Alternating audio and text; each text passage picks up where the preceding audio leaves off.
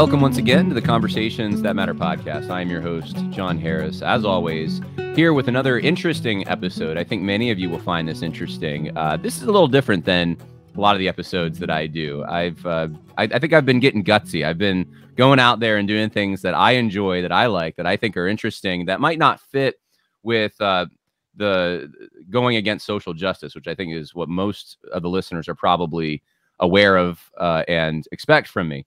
But this is, we might even talk about that a little bit. But this particular podcast episode is going to be a discussion of a number of things, a number of developments. One is that young men are looking for places where they can be young men, where they can fellowship, where they can learn from older men. And social media has provided a network for this, but also a barrier to this because of some of the controls that are imposed. And my guest today has a way, at least in a certain world, a way around that. And I'm seeing this kind of thing, these new networks popping up everywhere that don't have these controls on them. And so we're going to talk to my guest today, Alan Harrelson, about that. We're also going to talk about the great sort, people moving from blue states to red states, or blue areas to red areas, because Alan is part of that. And we might talk a little bit, well, in fact, we will talk a little bit about pipe smoking, if you can believe it. So without further ado, welcome, Alan Harrelson. Thanks for coming on the podcast and talking. John, it is a privilege to be here. I've been looking forward to this for quite some time. And you and I have had the chance to become acquainted over the past several years. And I'm just so excited to be here with you and your audience. Yeah, I think we met in 2017, if I'm not mistaken. And I had the privilege of having supper with you in Mississippi when that was maybe 2018 or 19. That was a while ago. Yeah. But yeah, we've kept in touch for years. And I guess both our lives have taken a winding path. I think though yours, because you're in Mississippi, then you're in South Carolina, which is where you're from, and now you're in Kentucky. Maybe we'll start there. Tell me a little bit about that, because I know you were looking for a place where you could raise your family in safety, security, and have some of those cultural things that you want instilled in your family present. And you've decided Kentucky's the place.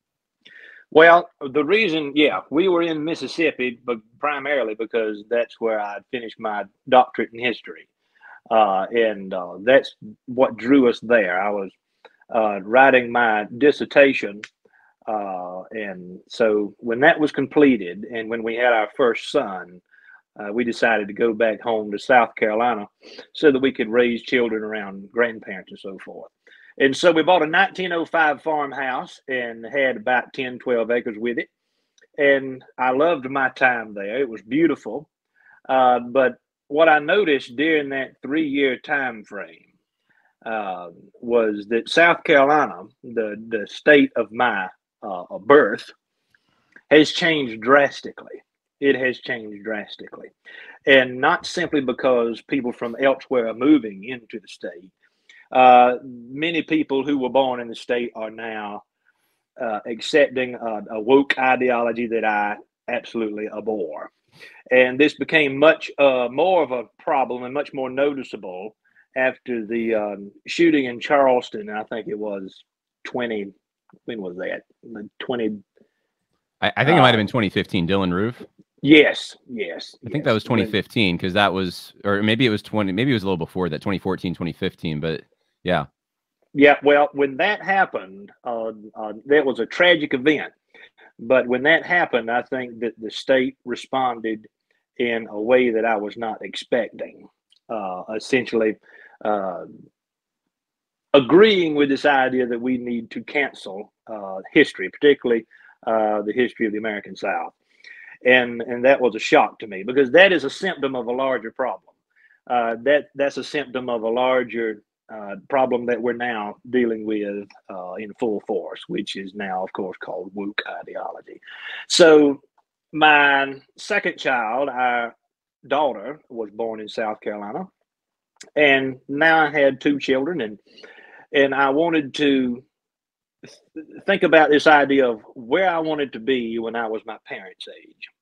Because we reached a point where the only thing keeping us in South Carolina was my parents, not necessarily my wife's parents, because they really don't care anything about our marriage, but it was my parents, two people. That's the only thing that was keeping us there. And I did not speak to my wife very much at all about the idea of moving to a different state until we were having a conversation in the backyard one afternoon, and I just felt the wonderful spirit of the Lord.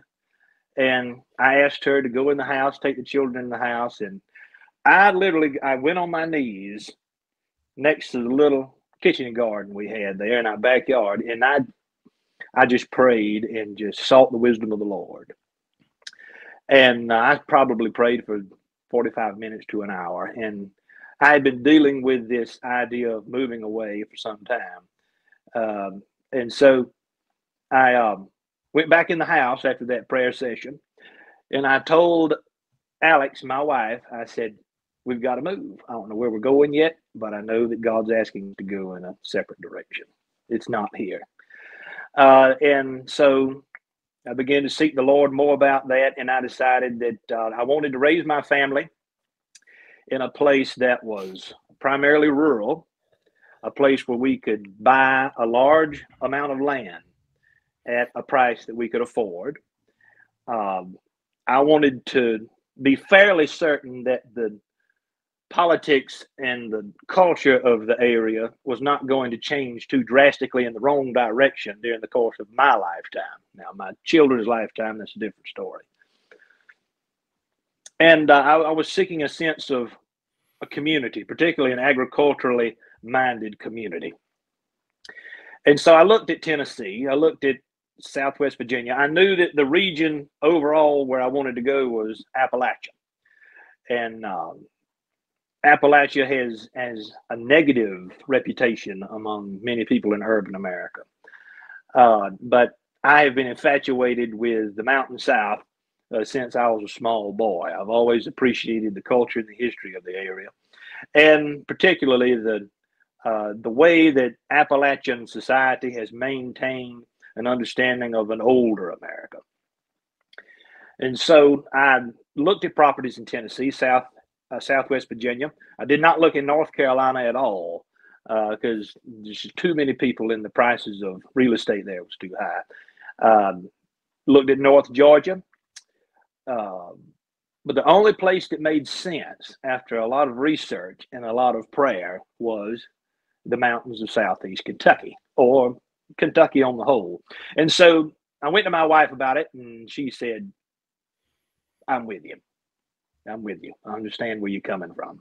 And she was eager to go. She was eager to leave South Carolina a lot earlier than I was because she wasn't born there. Actually, my wife was born in Southern California. And so she did not have the ties that I did to South Carolina, being born there and having family. So a few reasons why. Well, it's a long story. It almost didn't happen. But we found a beautiful, beautiful property in Southeast Kentucky. And I had a real estate agent friend of mine from Richmond, Virginia. And I asked him, I said, get me in touch with a real estate agent in Kentucky, because I don't know anything about how to determine who's a good agent and who's not. And so he got me in touch with a wonderful lady, and she and her husband have a real estate agency together. And so I told her what I was looking for. At this point, I was dead certain I was going to Kentucky. And she sent me a couple of properties, and I said, no, that's not it. About a week later, she sent me a new listing that hadn't reached the market yet. And she said, how about this property? And it was 170 acres with a 3-bedroom house. She showed me the pictures and the aerial photographs. I said, that's it. That's it. That's the place I have to have. And I showed it to my wife, and she was just dumbfounded because it's got half a mile of wonderful creek frontage going through the middle of the property. It's got beautiful forests that haven't been timbered, thankfully, and wonderful bottomland. And this doesn't matter to a lot of people, but it matters to me. I think that God has placed this desire in our heart to be stewards of a piece of land. I mean, this idea of being a landed family goes way, way back to the beginning of time. And I I think it's rather unnatural for people to seek as their dream and their goal to live in a subdivision for the rest of their life. I think that the natural course that God has instilled in us is to raise a family in an environment where you have a community, but it's rural and you have your own land. Because what does land mean? It means freedom and independence. At least that's the early American perspective of it. So a lot of things happened that I could feel a very serious satanic influence when we decided to move to this property, because everything that could have happened to prevent us from moving here happened. And I was talking to a couple of other people that I knew at the time, and they were stalwart Christians, but we didn't always agree. And they said, well, if God was wanting you to really move to Kentucky, it would be a smooth road. The doors would just open up. There wouldn't be any trouble. That is wrong. Whenever there is a goal, and this is just simply what I believe, I really think that when there is a definite goal that you know God has asked you to achieve, it's not going to be easy to achieve it. And this is an incorrect notion that a lot of evangelicals especially have, which states that God's going to open that door and you're not going to have to work very much for it. God's going to smooth the way. There's no linear path from point A to point B when you make big life decisions like this. There's going to be bumps in the road. But we finally sold our property in South Carolina and moved here to our new farm in May of last year. And since then, we have bought an additional 50 acres of land. So we're now up to about 220 acres. And that means the world to me, to have property where I can raise my family. That's a lot of land. So what are you growing? What are you doing with the farm there? The people who helped us move here, actually, the moving company, when they arrived to the house from South Carolina, and they said, how much land y'all got? And I told them, they said, what you gonna do with all those acres? I said, well, I don't want to do anything with the majority of it. I just want to let it be and enjoy it. Right. And we have horses, and so we ride horses through the beautiful trails we have on our property. We also have about 25 acres of cleared land. And we're not doing anything with it yet because that takes time. You've got to have. I agree with Joel Salatin on this from Virginia. You know, with the guy who's really, really famous among the homesteading community. He said you need to just sit down and observe a new property for at least a year before you decide to make any changes to it. See how the seasons of the year function on that new property. And he's exactly right about that. And so that's what we did. And so now we have plans to plant some orchards. This part of the country is very good for fruit production. But I don't want to use the land to market produce. We don't need the money from an agricultural endeavor. I wanted the land for the atmosphere, the environment, for my family. This is where I want to spend my final years, not in South Carolina. And that was a difficult decision to reach. Yeah. Yeah, I can imagine that. I know you know that I have a lot of family in Mississippi, and I grew up going down there for reunions, and they're rural Mississippi. They're very farm agricultural minded, at least when I was young. The older generation was. And we would go to, most of the time, my Aunt Marian's farm is where we would stay. And it was over 200 acres. It was, and I think the majority of it was not, I don't think they had cultivated it. It was, it was just an adventure land. That's what I remember. It was just, this was for a kid, this was amazing. We had, a creek we could go in. There were places where you could actually find fossils because it had been underwater at one time. And just all the kinds of things kids do, I guess, shooting and fireworks and whatever. But that is something that I would love for my children to have. And I think that I'm not alone in that. I think a lot of people want that. Let me ask you this. So there's two questions popped out at me. The first one was the hardship of moving from a place that you know and love. And that is, I think, one of the things that keeps people from making the move, even when they want to, when they see their area changing. Well, there's a second thing, but let's start there, because for you growing up, being a native South Carolinian, having all your memories there, to pick up and move because you realize it's time for the elves to leave Middle Earth. that's difficult. So how did you kind of overcome that, or what? I mean, was it just you said you were praying? Was it just the Lord impressed upon you that those memories and all of that was you needed to leave that behind? I don't see it as leaving it behind at all. My children are taught their South Carolina heritage and their South Carolina lineage, but it's sort of the same thing in my mind as people from Europe who were moving to this country originally. They were leaving behind a lot of memories, not simply in one lifetime, but several generations of memories. And they were coming to this country to seek a different opportunity. I can be at mom and daddy's house in about 5.5 hours. It's not like we moved across the continent. But some people were aggravated about the fact that we left South Carolina, couldn't understand it. But the state, as I've said, culturally is heading in a direction that I don't like. Yeah. And the state that I grew up in almost doesn't exist anymore.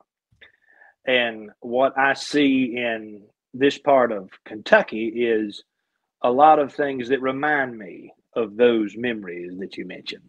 I am reminded more often of my grandparents and so forth living here on this land than I did in the place where we came from in South Carolina. It's a difficult question to answer. And I think that at the end of the day, I had to realize that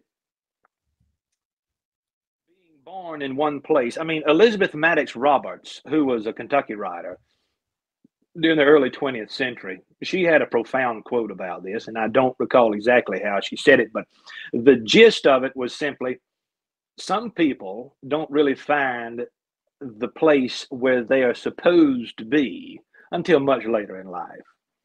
It's not necessarily the place where you're born that is where God wants you to remain. It's the place that you'll find later in life because of various and sundry circumstances. And I believe that wholeheartedly. I feel more at home here in the mountains of Southeast Kentucky than I have felt home anywhere. I mean, this is home. We love it. We could not, now that we're here, we can't imagine being elsewhere, if that makes sense. Yeah, no, it totally does. People need to have, it's a leap of faith. It's simply a leap of faith. And a lot of this, if we did not believe in the divine providence of God, I doubt that I ever could have made that step. But yeah, I mean, I know what you're talking about with South Carolina. Obviously, I didn't grow up there, but I was there maybe a year ago, and I went to Fort Hill to just take some pictures of it. Which, for those who don't know, that's John C. Calhoun's residence at the Clemson University. And while I was there, I could not believe the trouble that I caused just by taking pictures of this historic house. Clemson University, of course, was his plantation. It was donated by the family to the university, to the state, I guess, to form the university. And but now they are very, I would say, disrespectful of that generosity. And the guy who runs the whole entire the Calhoun home, or Fort Hill, came out to me while and all I was doing was taking pictures. I didn't think anyone was going to walk up and say anything, because I thought it's a beautiful home. I can get some good B-roll for some of my documentary work. And he wanted to know everything about me, why I was there. He wanted me to go get approval from an office on campus to even take pictures of the place. I mean, it was just suspicion and I had to walk past a booth of these students sitting there, and they had on their table there at the university, Students for Racial Justice. or Christians. I think it was Christians for Racial Justice or something. And I just thought to myself, you know, growing up most of my life in New York, I knew the contrast between where I lived and then where my family was in Mississippi, and I could see the differences. And to see Southerners adopt the same things that led to the ruin of my area is disheartening, because it's just sad. And I think you probably experienced a lot of that when you were there. And so now that you're in Kentucky in a rural area, you're not experiencing that woke stuff then, is what I'm hearing you say. No, no, not at all. This part of Kentucky, Southeast Kentucky, if you look at the national scheme of things, is one of the poorest regions of the country. And because of that, it's considered to be a place where you do not want to move to. Now, yes, this part of the state suffered tremendously when the timber industry and the coal industry began to move out. But the federal government owns about 70% of the land in the 2 or 3 counties surrounding us through the national forest and so forth. So that's not good in some ways, but in other ways it is. That land cannot be developed. There is no industrialization that will occur on that property. The Forestry Service is planning a large timbering project on that land, which I've been fighting against since we moved here. But I really do believe that I think this woke stuff, this woke ideology, and I think there's probably better names for it actually, demonic worldviews, it's found primarily in urban areas. The more rural you become, the less likely you're going to find this stuff. Yeah. And in Charleston, they removed Calhoun's monument. They've removed so much of South Carolina history in the urban areas. In the areas that remain rural, folks don't put up with it for the most part. But if you look at the county map here in Kentucky, there's only like 1 or 2 counties that are blue, and that's around Louisville. Louisville is a cesspool. I absolutely despise Louisville, Kentucky. But the rest of the state's overwhelmingly conservative. And there is a strong Southern identity here as well that some people like to perhaps reject. But this, no. That everybody I know around me, they are extremely conservative in the traditional sense, not simply Republican Party conservatism. They are conservative in the old traditional sense, which means they have a respect for the past. They believe in a primarily agricultural lifestyle. They have a great respect for the accomplishments of previous generations. And these people know their history. The people in Southeast Kentucky actually remind me a lot of the folks in Ireland who I met when I visited that country a few years ago. I was so impressed with the historical consciousness of those people. I could talk to somebody on the street in Galway, Ireland, and they can tell me about Oliver Cromwell murdering a particular member of their family in the 17th century. Wow. And they are still mad about it. The historical consciousness was just overwhelming to me. And this country has made the mistake of developing a futuristic worldview. And the only parts of the country that embattle that and don't follow that is rural America. Yeah. And so we've got it. We've got all of the elements that I was looking for in a place to move to here in Southeast Kentucky. But I don't want to tell too many people about it, because if the word gets out how good it is, yeah, folks are going to start coming here. See, the podcast you're on right now, though, I think the people listening, you would be happy to have most of them as neighbors. Yeah. And so, yeah, don't go on NPR or somewhere. Don't go on Fox News if they invite you, and tell them. Keep it a secret from those people. I have a friend who just moved from Louisville to Pella, Iowa. And it's funny because he said something very similar to what you're saying. And of course, Louisville, as you just said, is very blue. And I think he grew up there. He's been living there a long time. And now that he's in this small town in Iowa, he says he feels more at home. It reminds him of his childhood. And I thought that was so interesting because I would think Iowa is very different, and I'm sure it is, than Kentucky. But yet it is this urban-rural thing, I think, that being in a rural area, no matter almost where you are in the country, whether that's the Midwest or the South, maybe even to some extent the Northeast, I don't know. But at least those places, they're going to have a lot more in common than people in urban areas, no matter where those urban areas are. And so one of the things, this is the second question I had, that people object to, because I've had this objection. I have advertised for Ridge Runner, which I told you about briefly, which is a development, a land development in Kentucky, in rural Kentucky, not far from where you are. And the intention is to attract people who are more conservative, who have a Christian understanding, if possible, who want their children to be raised in the way that you're raising yours, Alan. And I had someone comment to me from the South, from I think Alabama, if I'm not mistaken, and say, why are you encouraging people to move to a southern area? Because that's the problem we've been fighting, is all these northerners coming in, changing everything. And then I thought of you, and you are someone who moved from an area actually farther south to Kentucky for the same exact reasons. And I'm wondering whether Kentucky is the place, not if a northerner wants to go there and wants to respect their culture, fine, but maybe it's a place for other southerners to move to still retain their southernness. What do you think about that?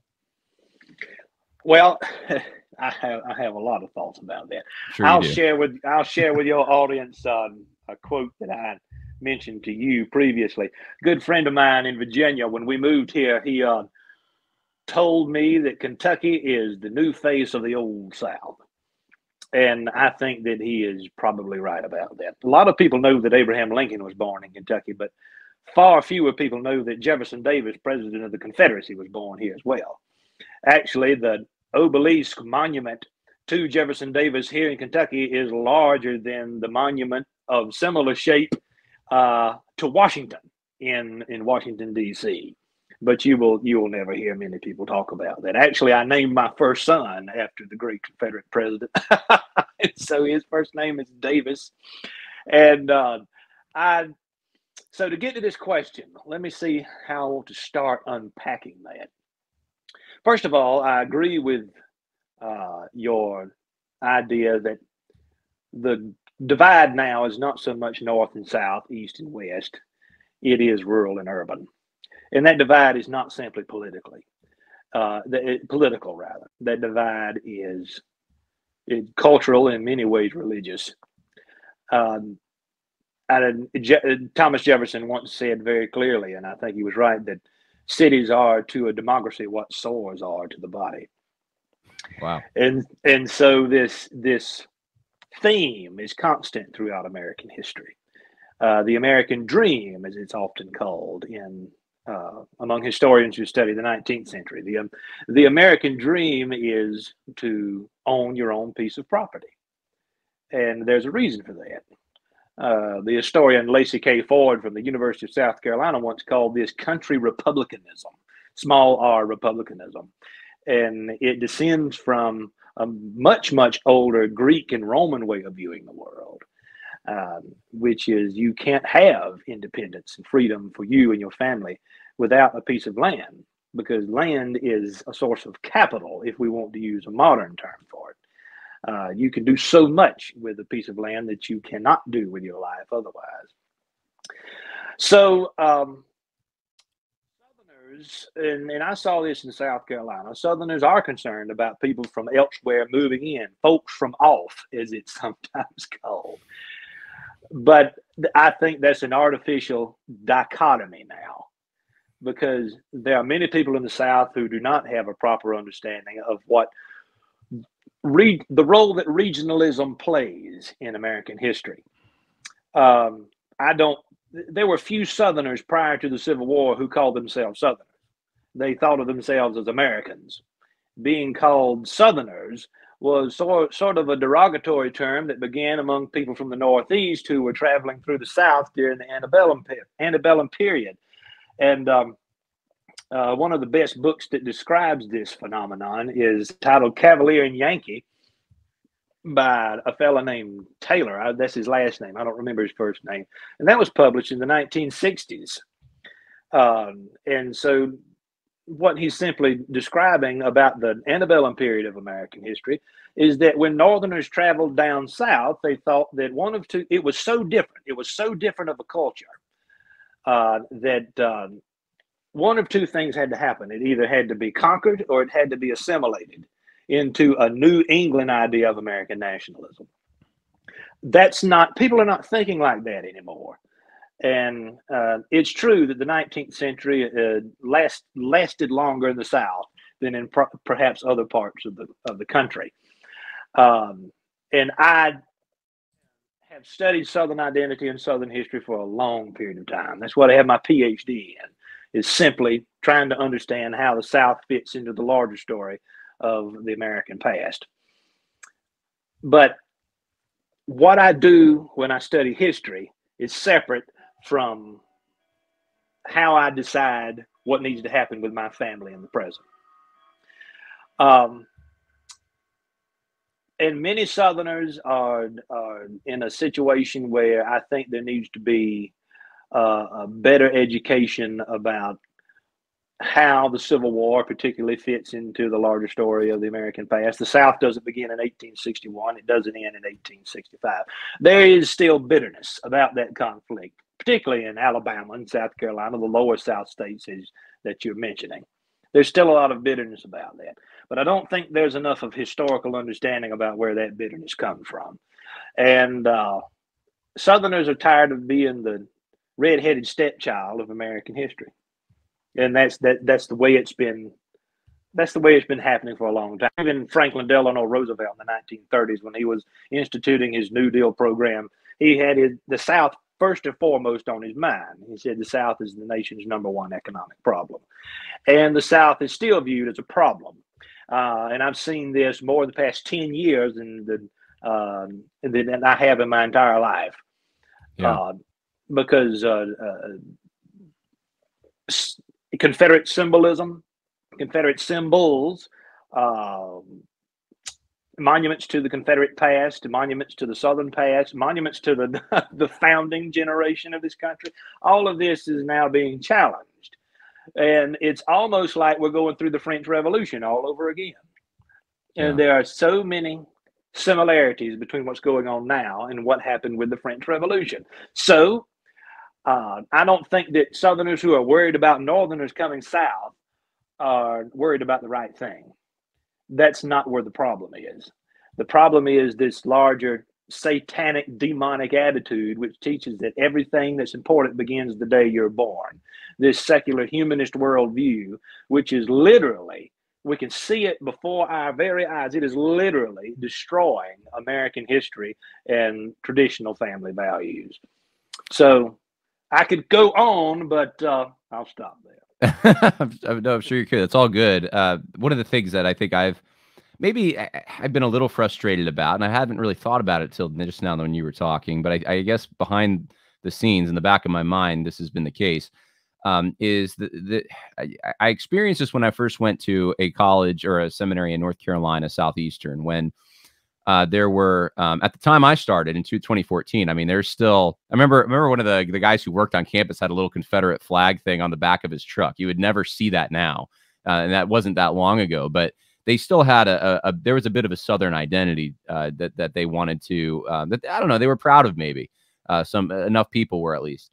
And anyway, one of the things that I thought, my outside perspective coming from a very secular area, now it's a very secular area, at least in the North, was that I didn't want the problems that I saw disrupting my community, affecting places that I thought would be the escape hatches, right? Because then I can't go there to escape from the problems here.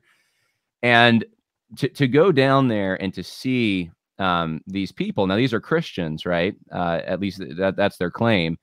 um, starting to participate in bashing, in almost siding with, in some ways, their overlords to try to destroy their own history and their own identity. It was just disheartening because I knew where that would lead. I knew that that was only the beginning, and that eventually the whole goal of this, I don't even think it's not about North and South. I don't think. You can disagree with me if you think I'm wrong on this, but I think that this is about Christianity primarily. I think that the left, the progressive left, you said demonic, they want to take down Christianity. Where are most of the Christians? They're in the Bible Belt. What's been the moral conscience, about things like gay marriage and abortion and all the things we've seen in the last 50 years or so? It's been in the South primarily where there's been resistance to some of these innovations. And that needs to be stopped because that's where you have Christianity, not just believers, people believing it, but it's institutionalized. You have the culture supports it. Politicians still talk like Christians, even if they're not.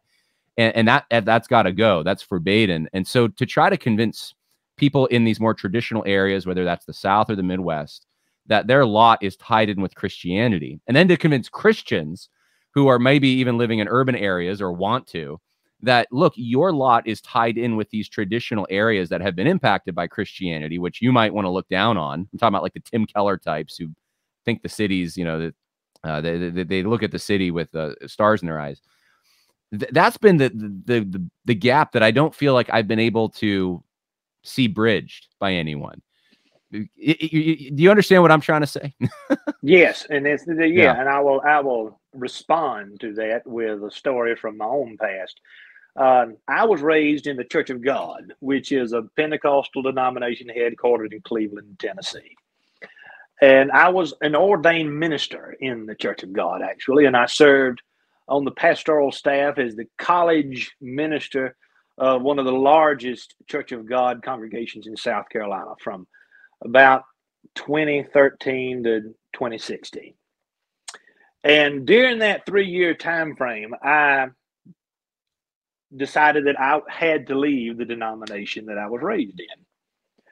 One of the reasons was, and this is Southern, the Church of God is primarily a Southern denomination. There are few Church of God congregations in the North.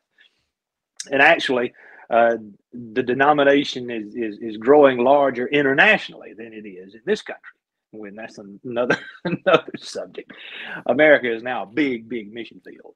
But I started to notice that the church was being run like a business.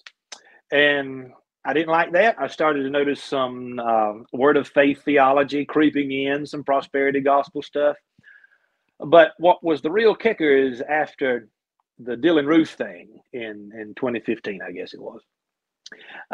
One of the main contributors to the Church of God monthly magazine that comes out, I don't even remember the name of it now, have a publication out of Cleveland, Tennessee. And he was telling people his opinions on the matter. And he said verbatim, if you fly a Confederate flag, you are nothing more than a racist thug. And, wow. And so I wrote him an email. I said, I'm an ordained minister in the Church of God. And I also, at the time, I was working on a PhD in history. And I argued against this point. I said, much as Shelby Foote from Mississippi, the great historian and novelist, has argued time and again, that the Confederacy respected law above all things, as Foote said it. And it is entirely incorrect to portray this particular symbol in that period of Southern history as an attempt to perpetuate some type of 19th century racism. You're missing the point of that period of American history entirely. And so he actually responded with a great apology, and which was great. It was warranted. He did not need to say that. And so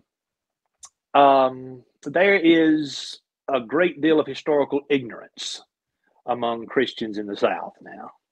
They're not able to see. I mean, some are, but from my experience, which is not vast, it's rather limited. I'm just one man. But in my experience, Many people who attend church every Sunday in the South do so more out of a sense of tradition rather than a sense of um, a proper understanding of what they're going to church for. And I don't, and this is an interesting subject. Yes, Christianity is strong in the South. It's historically been called Bible Belt.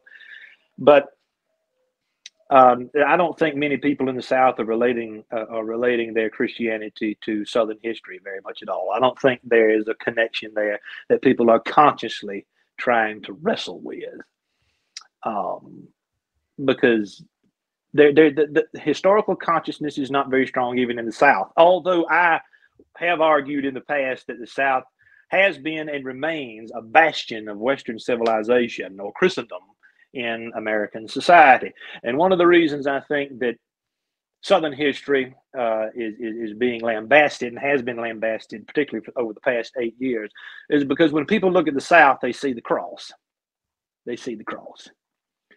There are good, genuinely good Christian people who live in this part of the world, and they'll give you the shirt off their back. They are kind, they are polite, and there's a lot of people in the South now who are following Christ in a real and personal way.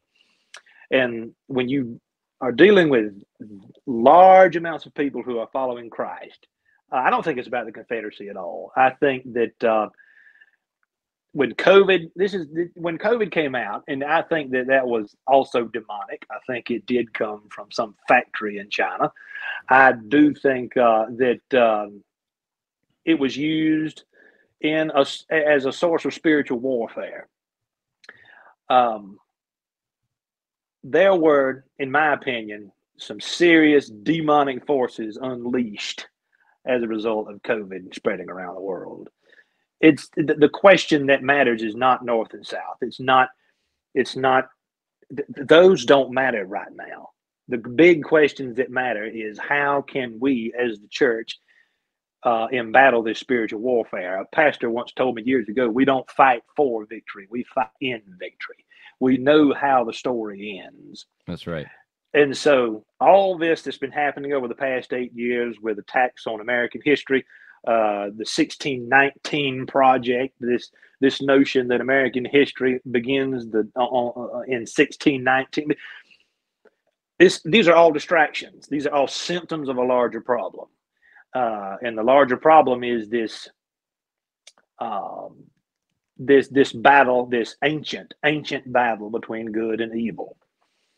And it boils down simply to that. So that's one of the reasons I moved to Kentucky. This notion of living in South Carolina for the rest of my life because that's where I was born, that didn't matter anymore. The world is not the same now as it was in 2013, 10 years ago.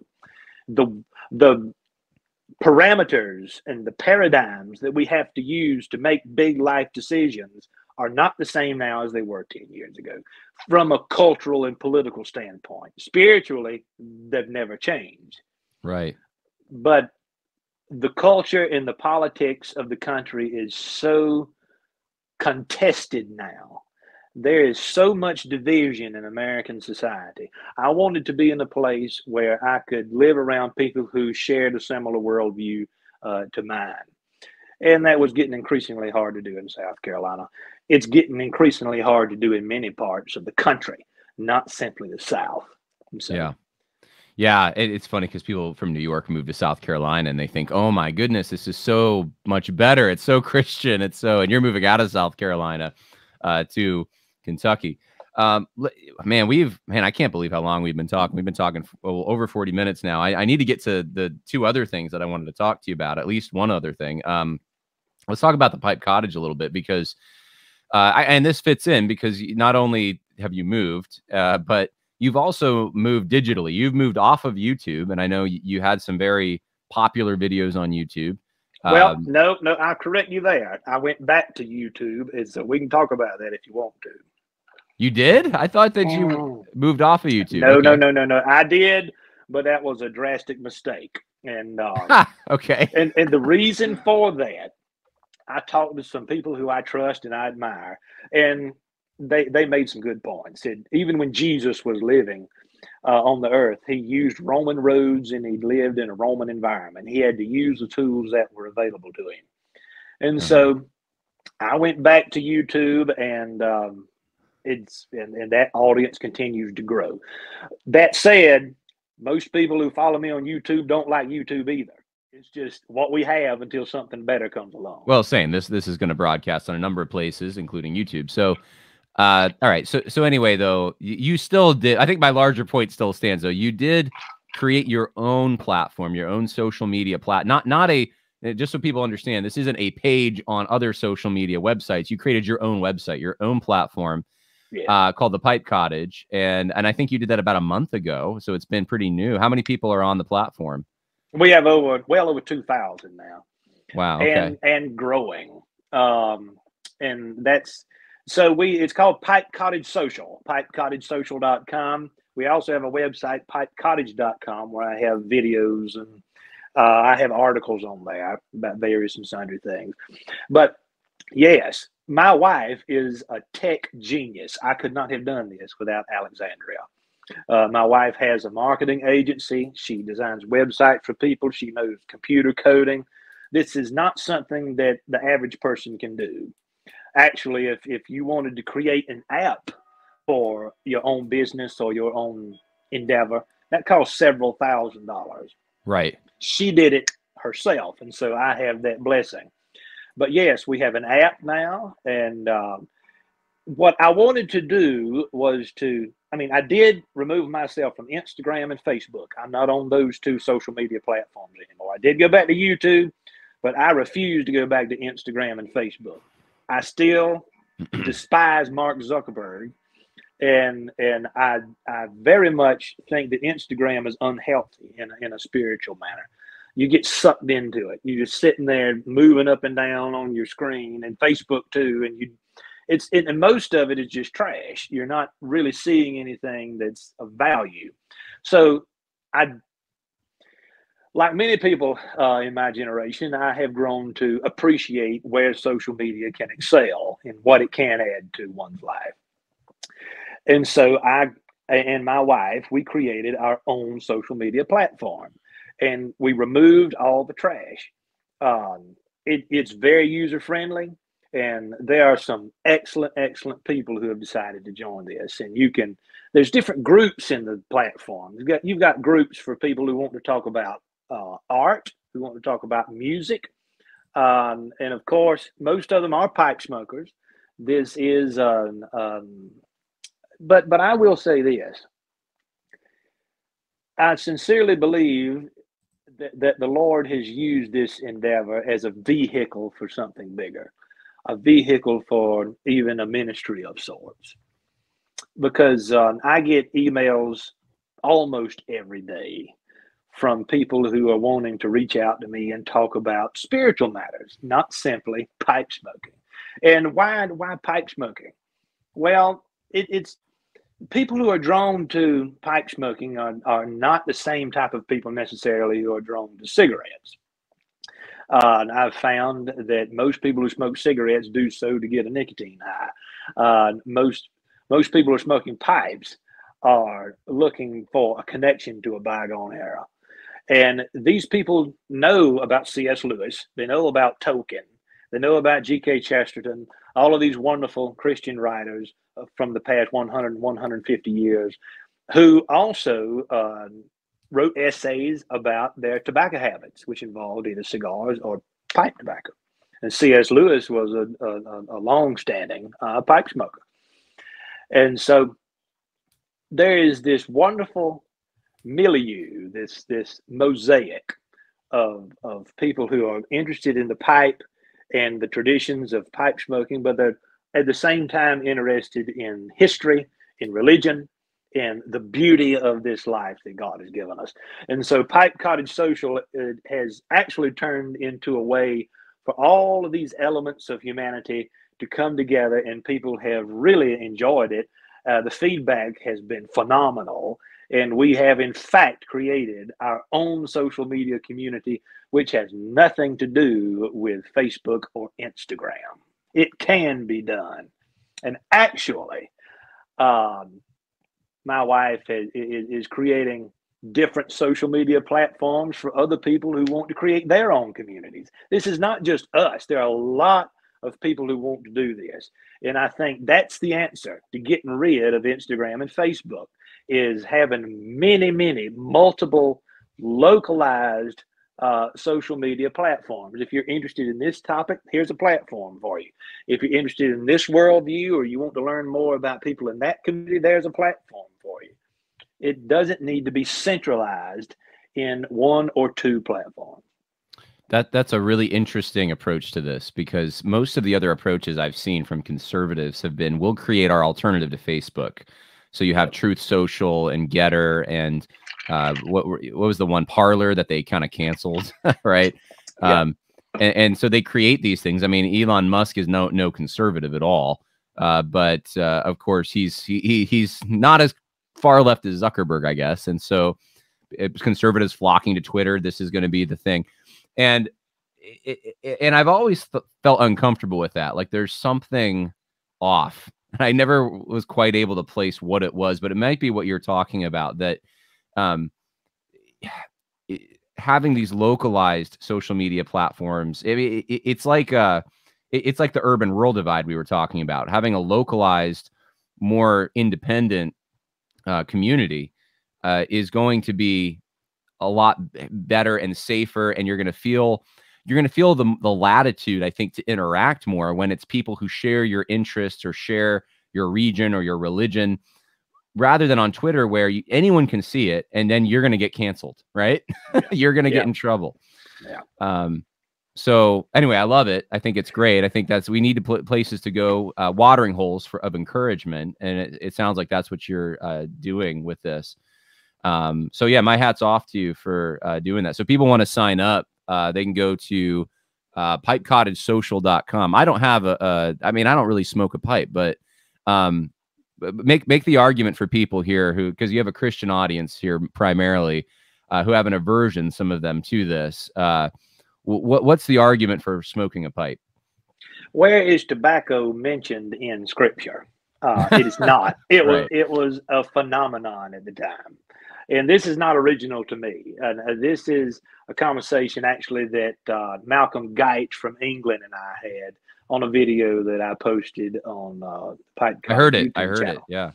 And so I'll just simply share a little bit of that conversation that we had. Geich is right. Tobacco was a phenomenon. It's not mentioned in Scripture. What you have to go to is what Scripture does teach, which is temperance. I mean, I also drink whiskey. And I'm also a Christian, but I think that these are blessings from the Lord. I think that tobacco has been put here as a solace from God for people who simply want to. There's no command that every Christian smoke a tobacco pipe, but there is absolutely no command that they do not.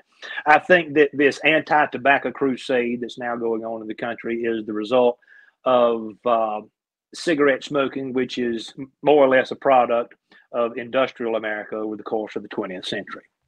If you look at cigarettes, they've got over 200 chemicals in them, and you inhale cigarettes, it goes into your lungs, and you absorb hundreds times more nicotine and chemicals from the cells in your lungs than you do from the oral cavity. And I have known many pipe smokers, and I have not known any one of them to have any type of oral health issues because of moderation. Now, you can debate what moderation is, but I don't think that Christian. I said this in one of my videos, actually. I said, and this was a video I did about being a gentleman. And I would apply the same thing to being a Christian gentleman, if you want to say that.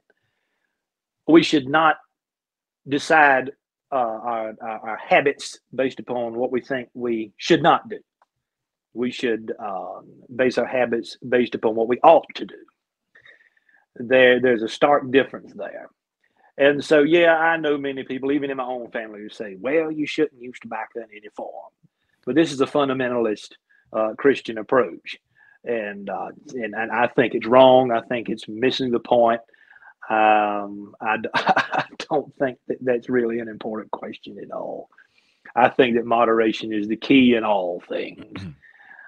Temperance, whether it's pipes, whether it's whiskey, whether it's food, whether it's television, whether it's social media. Temperance in all things. It's interesting. I was at a Lutheran colloquy a few weeks ago in Wisconsin, and these are a bunch of Midwestern Lutherans, German Lutherans, and in between the sessions, they were always grabbing the whiskey or whatever they had there. I guess they had a lot of beer, of course, and I just thought to myself, man, in the Baptist circles that I've more or less grown up in, some fundamentalists, some Baptists, some just non-denominational, but it's all kind of Baptist. That would never be tolerated, accepted. They would look down on that. But these were my brothers in Christ, and they were, as you say, practicing moderation. There wasn't any. I didn't see anyone getting drunk and outside of their own mind, and in an interesting way too. Some of them, they were also smoking. Some of them had pipes and cigars. There is something about this, and I know we don't have much time left, so I know we can't delve deeply here, but you talk about this some on your podcast, that there is this kind of camaraderie, that this sense of solace, solitude, comfort. It's almost like it helps the conversation kind of flow when you're with someone else in a way. And I was skeptical of this at first, but I've seen it now with my own eyes, and I think that is true. I think it's like when guys get around a campfire, right? And they're looking at the fire. They'll share things that they won't share if there wasn't a fire there. Yeah. So anyway. Well, if people want to learn more about this, since we are running out of time, you can go to my YouTube channel or the podcast. And actually, I talk a great deal about these topics. But there are other people that you can listen to. I would encourage people to listen to some of Malcolm Geit's stuff. He's got a YouTube channel, and he speaks a good bit about these topics as well. And so it's catching on. Actually, pipe smoking is gaining steam, particularly among younger people, college age, etc. Because, as I said previously, it's a tangible way for them to connect to the past. A tangible way to do that. Yeah. Well, Alan, with that, since we have been going almost an hour now, I appreciate it. Thank you. And if people want to find out more, then go to your podcast. Go to check out pipecottage.com or pipecottagesocial.com if you want to be part of that community. And so God bless. Anything else you want to plug? No. I am done. Okay. I'm ready to. I tuckered you out. No. I could sit and talk about this for a long time. We just don't want to extend the patience of your listeners. Well, I will say this in closing. If people are interested in, you've just heard Alan talk about the great life he has in Kentucky. If people are interested in going to Kentucky to check it out or to move there, you're going to want to check out this video. I'm going to play this for you now. This is a video that I made with my friend Josh Abatoy. And this is on some of the properties that Ridge Runner has, Ridge Runner USA. Check them out. Go to Ridge Runner USA. I believe it's .com, and you can find out more. But without further ado, here's Josh. Hey everyone, thanks for listening to the podcast. I want to take a moment to share with you a little bit about Ridge Runner. We're at one of the properties right now. There's a number of plots actually before us, as you can see, that border the Cumberland River. So we're in an area where this plot would be, I think, more for people who want to garden. Is that right, Josh? Yeah, this plot that we're standing on is over 5 acres. So you can have some livestock on it, you can garden here. And it's not on the river directly, but one of the virtues of stepping back from the river and getting a little elevation is that you can see this sort of panoramic view here. So you've got almost 270 degrees of bluff running around where we're standing. So, any house built here, it would be breathtaking, I think. Oh, it's breathtaking right now. What about the local government situation? People who are trying to move to a place like Kentucky, maybe escaping a place like Nashville or LA or New York, they want to make sure that their freedoms are protected, that the local government's not going to be tyrannical like the place they came from. I mean, well, this is the local government. You don't think much about the government. I mean, you don't get taxed very much. You don't interact with them very much. There's not a lot of crime here. You don't need to interact with the police very often. People govern themselves out here to a large degree. You're in the country.